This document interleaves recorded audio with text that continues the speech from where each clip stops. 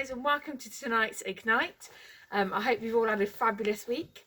If you're watching us on Sunday, don't forget at 7:30 today you can join us on Zoom to chat about this video once you've watched it.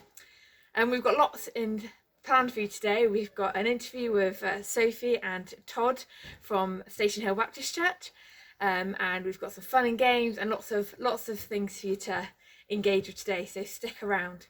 But let's start Ignite like we start every Ignite, with a prayer. Dear God, I pray for this Zoom call today. I pray that we all learn something new about you.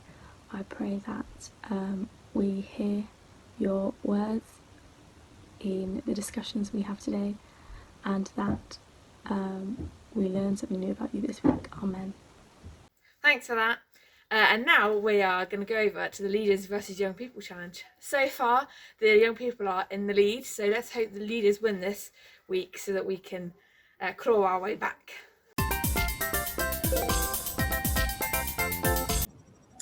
Hello everyone, this is Amabel and Charmaine doing the Youth Leaders Challenge.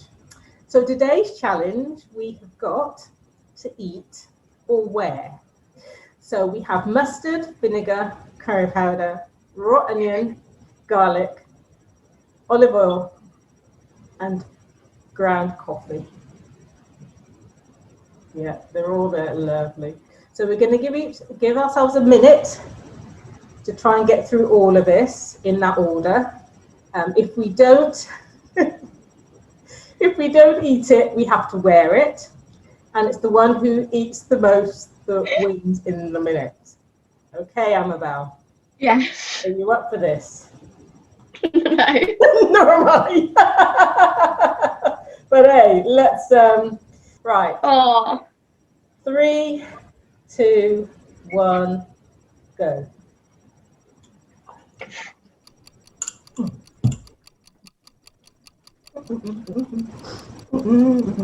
Yeah, no thank you.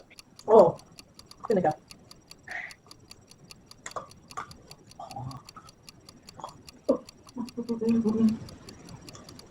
Oh, curry powder.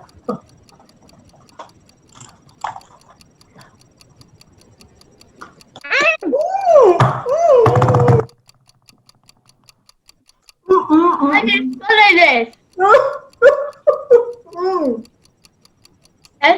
Garlic. Garlic. What is it? Curry powder. Curry powder's gone. What? How did you swallow it? With a great big dollop. I don't want the onion. Then that's right. You stop. Yeah. I win. Oh. Oh. Oh, water. Oh, I need water. Oh, thank you for that, Amabel. Well done, Charmaine. That's another one for the leaders. So now we're going to go over to Sophie and Todd. So over to you guys.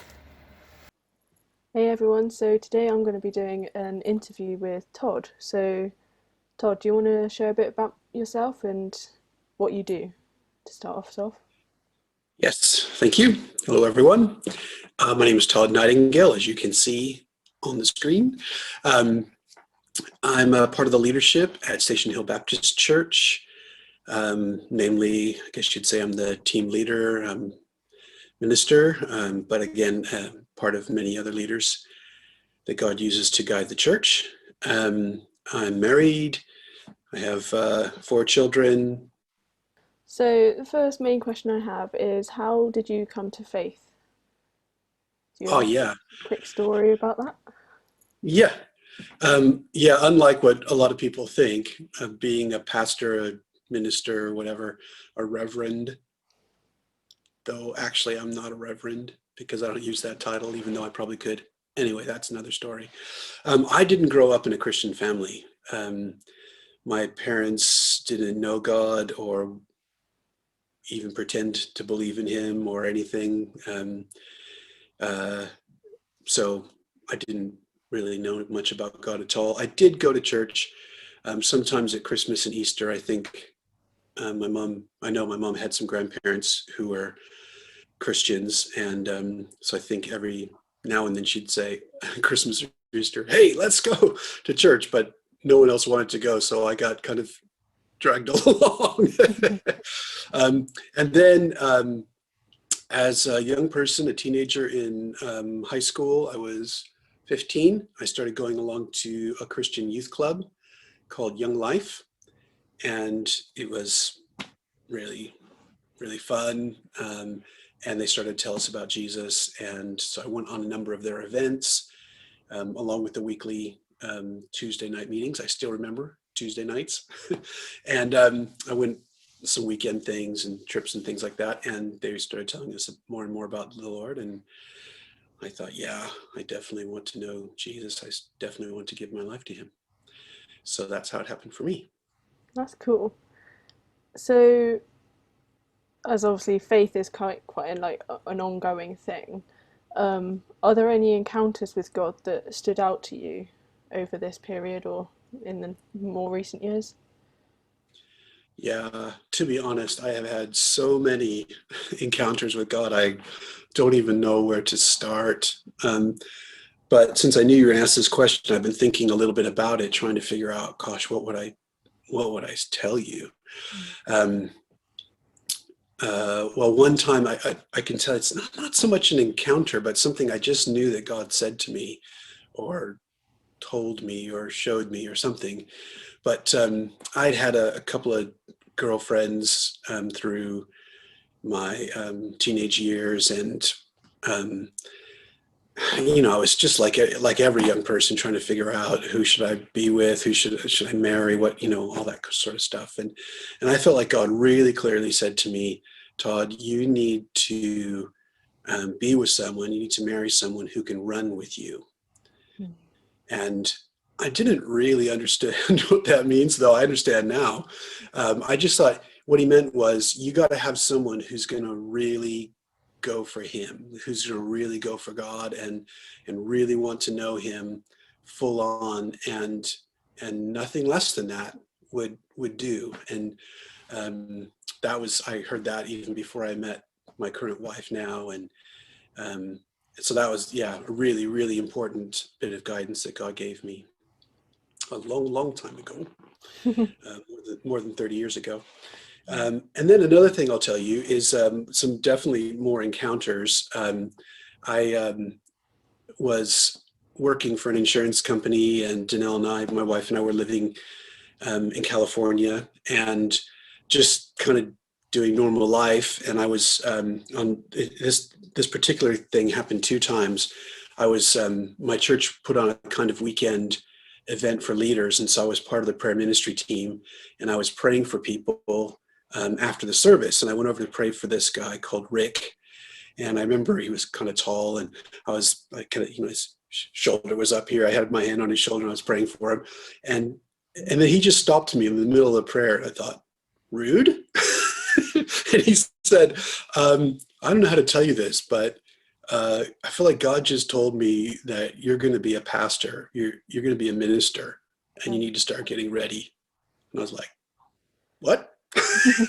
I was not thinking that at all. I was like, okay, whatever. It turns out he was a pastor himself. And so anyway, so that happened. And then about 6 months later, I went with another Christian friend of mine to this big stadium event with a whole bunch of Christian men. It was called Promise Keepers.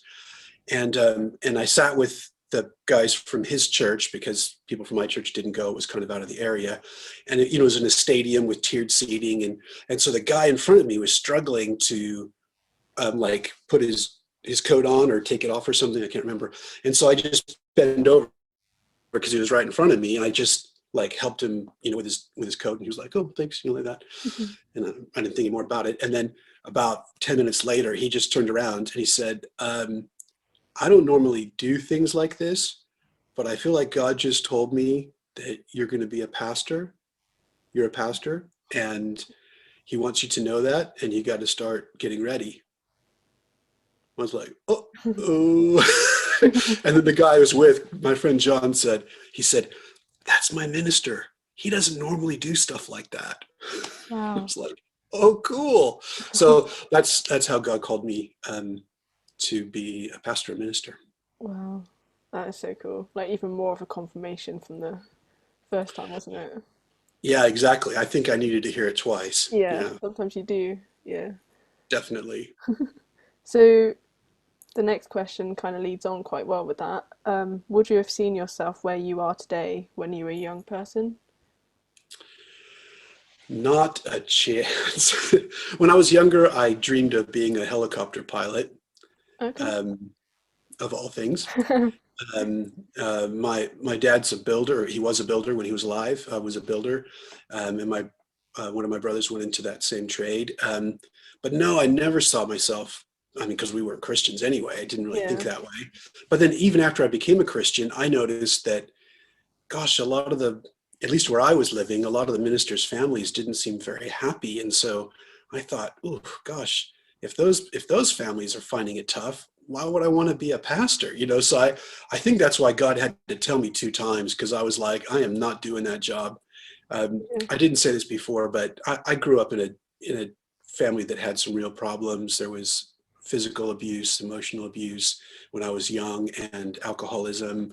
We had the police come to our house, and we were not kind of a happy family that other people wanted to be like. We had our real problems. So I thought, gosh, my family life is already difficult enough. And I look at the ministers that I knew at that point in my life, and their families didn't seem happy. I thought, why would I want to do that? Yeah. I've got enough challenges of my own. So God had to really say, Todd, I really do want you to do this. And that's why I think he told me 2 times. So. That's cool. So, yeah, are there any encouragements that you would like to share to anyone watching? Oh, yeah. Boy, a whole bunch, but I'll just keep myself to one since you said. Yeah, one of the most important things I've learned in the last few years is that we all have an idea of what we think God is like. And we tend to get that, the starting of that, from what our relationship with our own father was like, our own dad. And hopefully that's good, and that's a good foundation to build upon. But like I said, um, my relationship with my dad wasn't that great. I mean, he did the best he could, and I've forgiven him now, and I wish he was still alive so I could know him. But Yeah. it was pretty challenging, like I said. And so there's definitely some things about him that I wouldn't want to be true about me going forward in my life, or I wouldn't want to treat my children in some of the ways that I was treated. So, but we all have this idea of what God is like, but what we really need to know is what he's really like. What we need to know is not what we think he's like, but what he's really like. And what I wanted to say to you and to the young people is that we have a really good way of knowing what God is really like. Jesus. Yeah. Because Jesus said, when you've seen me, you've seen the Father. When we look at the life of Jesus, the way he treated people, the way he lived, all of that stuff, we get a really good kind of portrait of what God is like. In fact, it's everything that we need to know. So that's one thing I'd say, is get to know God and what he's really like by knowing Jesus. Study his life and tell him you want to be just like him. Yeah. So it'll be like reading through the Bible more and just spending that time with God, because the only way to get to know him is spending that time with him, just like any other relationship. That's exactly right. Mm-hmm. Yeah. And that's made a huge difference for me in my life recently, and wanting to know what he's really like.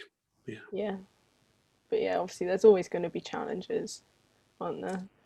So many challenges. Oh, Jesus said, in this life you're going to have trouble, Yeah. but take heart, I've overcome the world. So yeah, he told us that life's not going to be easy. Yeah. It'll be worth it. Yeah. Well, thank you for that time to talk with you and get to know you a bit better and about your faith. My pleasure. Thanks for that, Sophie and Todd. And that was really interesting to hear both your story, Todd.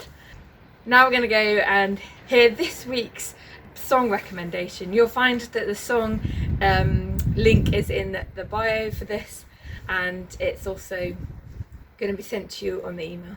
My favourite worship song is a song called Love Rescue Me by a band called 100 Hours.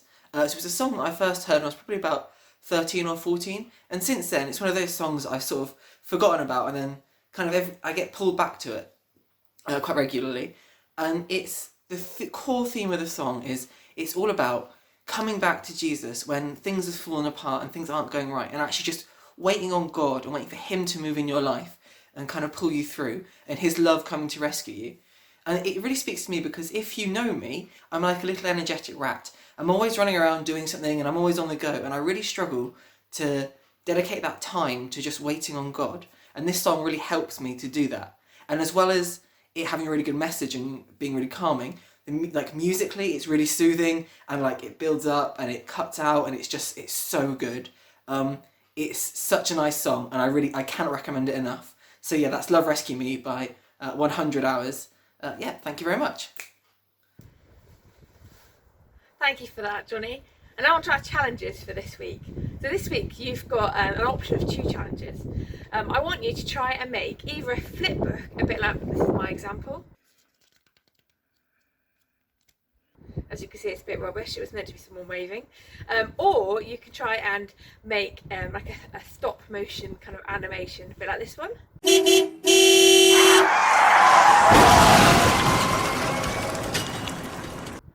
Again, mine's not fabulous, but that's your challenge for this week. You can make on any theme, on anything that you like. Make sure it's no longer than about 10-20 seconds long, at the very max 20 seconds.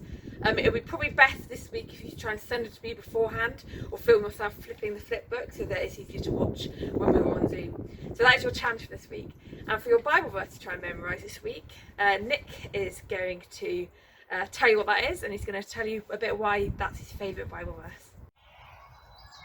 So, as some of you will know, my favouriteest Bible verse is at the end of Romans chapter 8. But one I'm finding really helpful at the moment is in 2 Timothy chapter 1 verse 7, where it says, "For God has not given us a spirit of fear, but of love, of power, and a sound mind, so we should not be ashamed to tell others about Christ." And in a time when it's easy to be fearful, we don't need to be, because we know that God's love and power are greater. Bless you. Thank you, Nick. And yeah, so that comes to the end for tonight's Ignite, and we look forward to seeing you all later on at 7:30 on Zoom. Have a good week.